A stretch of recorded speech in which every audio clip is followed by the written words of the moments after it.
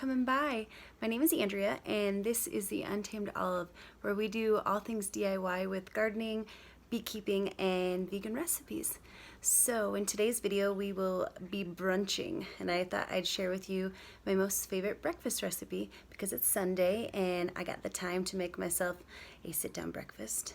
And so in today's video, I'm going to be making a creamy and smoky poblano pepper tofu scramble. It is crazy easy to make, super healthy, really high in protein. So if you're looking for a breakfast that is on the low calorie side but tastes amazing, you should make this recipe. So keep on watching to see how. Okay guys, let's brunch. We've got about 12 ounces of sliced button mushrooms and a half a small red onion diced up and a little bit of coconut oil in our pan. We're going to attempt to one-handedly dump the ingredients into the pan very unsuccessfully, as you can see here. If you guys have any tripod recommendations, could you comment below what you use? Because that would be greatly appreciated. The struggle is real clearly. So what we're doing is we're just cooking down these mushrooms and onions a little bit to get some of the moisture out, get these onions a little on the translucent side, so just a couple minutes here. Then we are going to dice up our poblano pepper. That's what it looks like whole. It's pretty big, not incredibly spicy. It's more smoky than spicy in my opinion, so I use the whole thing.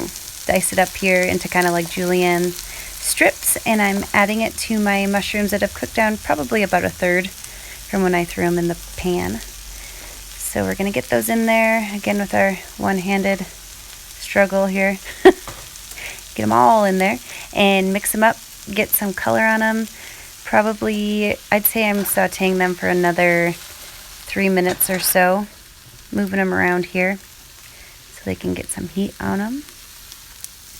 Here we go. It's been about 3 minutes. We're adding some pink Himalayan sea salt for flavor, but also to draw out some more of that moisture from the mushrooms. The tofu is so wet that we're using that if we don't get some of this moisture out, we're just going to end up with a big old soggy mess. So this is why we're doing the vegetables separately. So we've got them here, still a bit al dente because, like I said, we don't want it to be a big mushy mess. You want to be able to taste the veggies. So I spared you the one-handed dumping into the bowl. Now we're going to coconut oil our pan again. No need to wipe it down. This is our tofu. My secret ingredient is that we use silken tofu.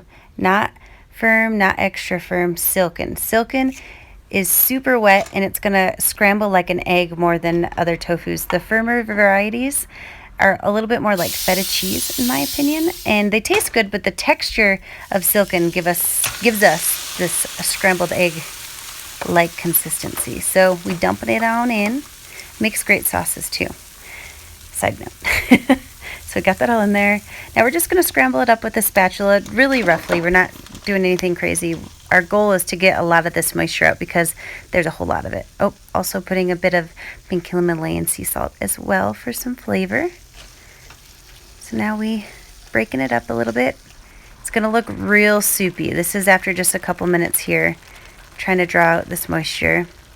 This is after about 3 or 4 more minutes, so we're talking about 10 minutes cook time before it looks normal.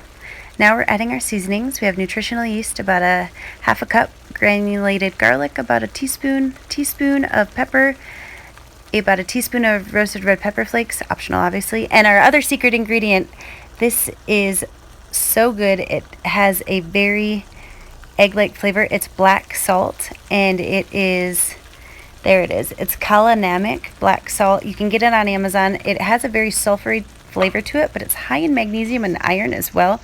So for us non-meat eaters, it is really nice to add as a mineral, and it gives it a really good eggy flavor. So I like to cook with it, especially with tofu scrambles. So now we're just mixing it around. Again, you can see that it's cooking down. Once you get it to start sticking to the pan like that and the bubbles are really small, that's how you know you're just about there. So we're letting it cook for maybe another minute or so. And then, well, we've already let it cook for another minute or so, sorry. Now we dump in our veggies. Gonna get them nice and mixed up in here. As you can see, the pepper's not crazy cooked. It's softened, but it's not mushy. We're just mixing it around because it is gonna cook a little bit more in this tofu scramble. Or in the tofu. Got it mixed up, and again, if you notice that it starts to stick to the pan a little bit, that's how you know you're getting to a good texture. It's not too wet. And since it's garden season and I have a ton of greens in my veggie garden right now, I'm going to add a big old handful of just ripped up spinach at the very end so it doesn't crazy overcook. And I'm going to let it wilt into the tofu scramble.